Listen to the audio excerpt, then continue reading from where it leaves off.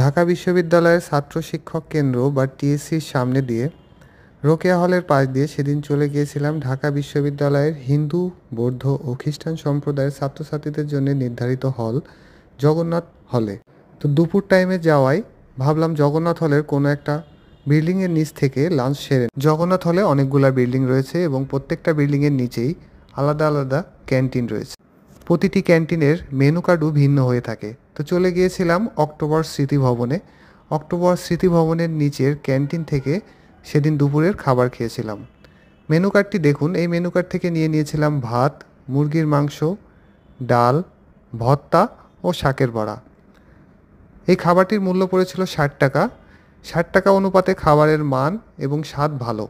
ছাত্রছাত্রী তথা সাধারণ মানুষের জন্যে 60 টাকায় এই খাবারটি যথেষ্ট ভালো। ধন্যবাদ।